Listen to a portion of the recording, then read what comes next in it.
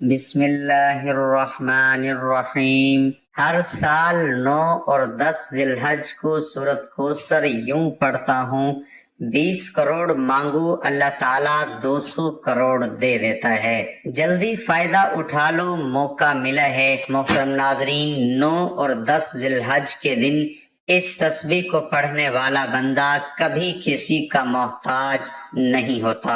اللہ تبارک و تعالی اس تسبیح کو پڑھنے والے بندے پر اتنی کرم نوازی فرماتا ہے کہ وہ بندہ جب اللہ کی بارگاہ میں اپنے ہاتھ اٹھاتا ہے، اللہ تبارک و تعالی فرشتوں سے فرماتا ہے، میرے فرشتوں، اس بندے نے ایسے کلمات پڑھ کر مجھ سے مانگا ہے، اے میرے فرشتوں، یہ بندہ جو جو مانگتا ہے اس بندے کو وہ عطا فرما دو۔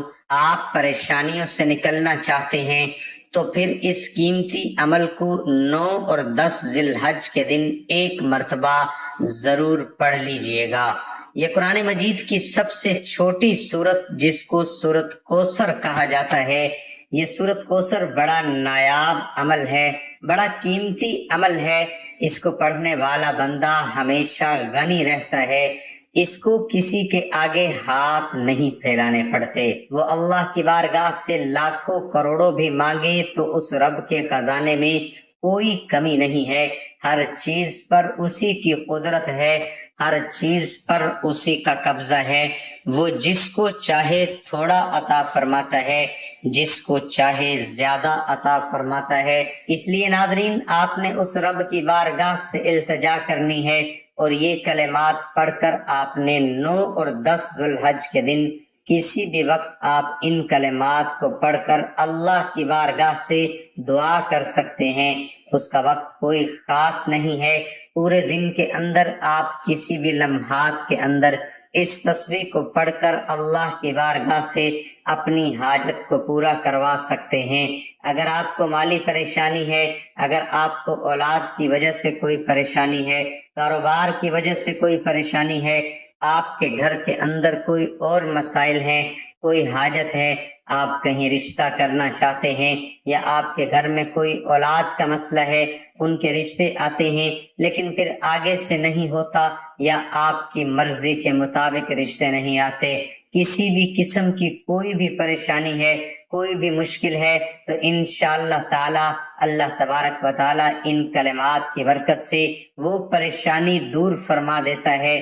ذو الحج کے مہینے کی اندر اگر رب کی بارگاہ میں رب کا ذکر کر کے اور اس کے حبیب کا وسیلہ دے کر مانگے تو وہ رب عطا فرمائے گا۔ 9 اور 10 ذی الحج کے دن یہ سورت، اگر اس وظیفے کو میں یہ کہنا چاہوں کہ یہ وظیفہ تمام وظائف کا سردار ہے تو یہ بلا مبالغہ ہے، اور یہ تمام وظائف کا سردار نظر آتا ہے، اس لیے کہ اس وظیفے کی کرم نوازی اور اس کی کرامات ہی اتنی ہیں، اور اس کے معجزات ہی ایسے ہیں کہ یہ اپنے پڑھنے والے کی ہر حاجت کو اللہ کی بارگاہ سے پورا کروا دیتا ہے۔ ناظرین، اس لیے آپ نے اس عمل کو مکمل طور پر سمجھ کر کیجئے گا۔ اس واقعے کے اندر میں وظیفہ آپ کو بتا دوں گا، کیونکہ اس صورت کا شان و نزول کچھ اس طرح تھا، یہ شان و نزول کے اندر ہی اس وظیفے کو بتا دیا جائے گا۔ آپ نے بس اس قیمتی وظیفے کی ہر ایک چیز کو سمجھ کر کرنا ہے، کوئی بھی قیمتی بات کہیں رہ نہ جائے۔ میں گزارش کر دیتا ہوں کہ آپ ویڈیو کو اول سے لے کر آخر تک مکمل دیکھا کریں، کہیں سے بھی وظیفے کا کوئی حصہ رہ نہ جائے اور آپ اس صحیح فائدے سے محروم نہ رہ جائیں۔ جو بندہ یقینی کامل کے ساتھ اس عمل کو کرتا ہے، انشاءاللہ اسی دن ہی اللہ کی کرم نوازیاں اس بندے پر ہونا شروع ہو جاتی ہیں، اور آپ بھی 9 اور 10 ذی الحج کے دن اس تسبیح کو ضرور پڑھ لیجئے گا۔ ناظرین، سب سے پہلے ایک صحابی بیان فرماتے ہیں، اسی واقعے کے ساتھ میں آپ کو بتا دیتا ہوں کہ وظیفے کی حقیقت کیا ہے، اور اس وظیفے سے غم اور دکھ جھڑتے ہیں کیسے دور ہوتے ہیں، بندے کی پیاس کیسے ختم ہوتی ہے۔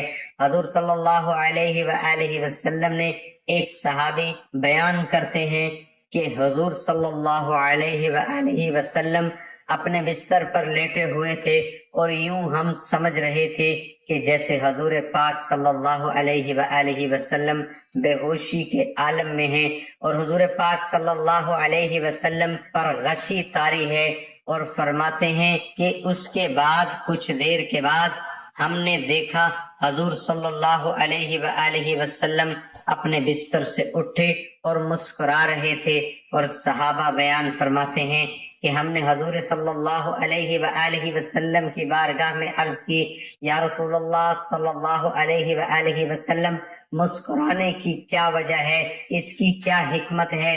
تو حضور صلی اللہ علیہ وآلہ وسلم نے فرمایا، میرے صحابہ آپ جانتے نہیں، اللہ کی بارگاہ سے میرے اوپر ایک ایسی صورت کا نزول ہوا ہے جس میں اللہ تبارک و تعالی نے مجھے کوثر عطا فرمایا ہے۔ تو صحابہ نے عرض کیا، یا رسول اللہ وہ کوثر کیا ہے؟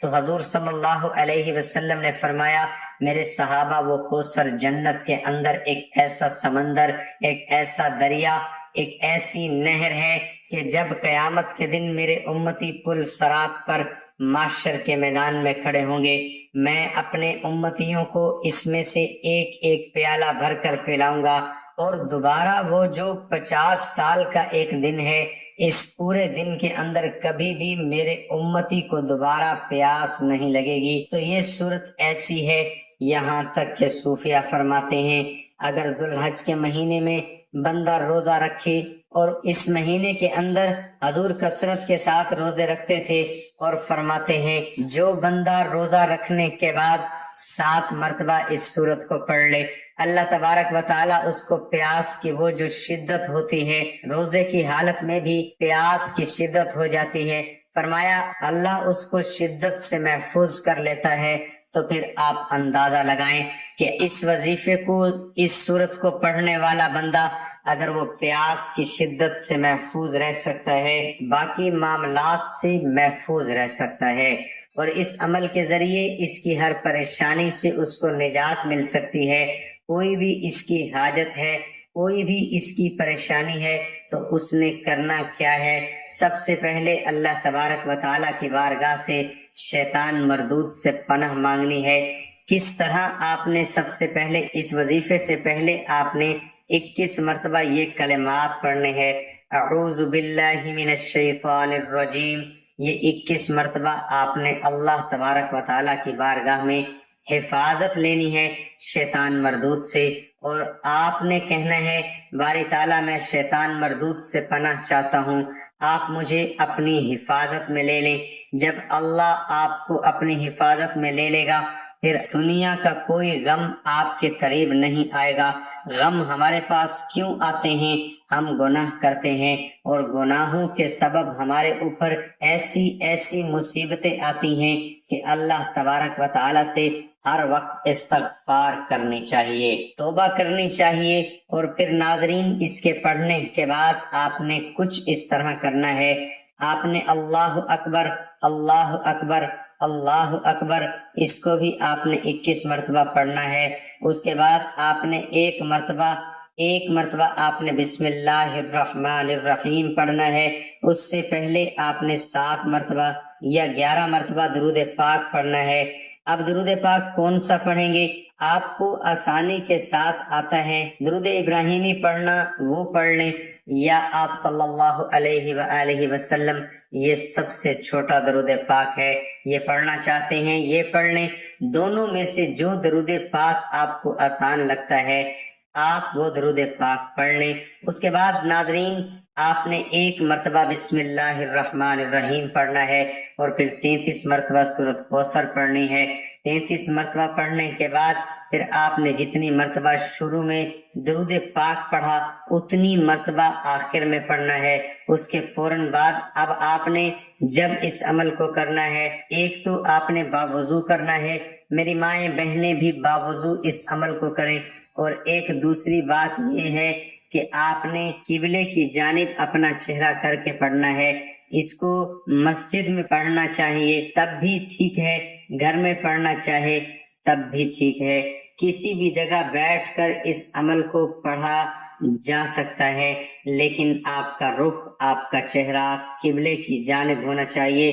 9 اور 10 ذی الحج کو کسی بھی وقت آپ یہ عمل کر سکتے ہیں اور اللہ کی بارگاہ میں دعا مانگ لینی ہے، آپ مالا مال ہو جاؤ گے۔ اس کے بعد آپ نے اللہ کی بارگاہ میں ان تمام جو کلمات آپ نے پڑھے اس کا ثواب رب کی بارگاہ میں پیش کر کے حضور صلی اللہ علیہ وآلہ وسلم کی بارگاہ میں عاجزی کے ساتھ پیش کرنا ہے۔ پھر آپ نے اللہ کی بارگاہ میں یہ کلمات کہنے ہیں، اس مہینے کی برکت سے باری تعالیٰ میری فلاح مشکل کو آسان فرما دے، آنے والا سال میرا خوشیوں کا سال بنا دے۔ انشاءاللہ تعالیٰ دونوں دن آپ اس ترتیب سے اس عمل کو کریں، آپ کی کوئی مشکل باقی نہیں رہے گی۔ آئندہ سال آپ کا انشاءاللہ خوشیوں والا سال ہوگا، لیکن آپ نے یقین کامل کے ساتھ کرنا ہے۔ یقین کامل شرط ہے، اللہ ہم سب کا حامی و ناصر ہو۔ ناظرین، کمنٹ باکس میں اللہ تعالیٰ کے 99 ناموں میں سے ایک نام ضرور ٹائپ کریں۔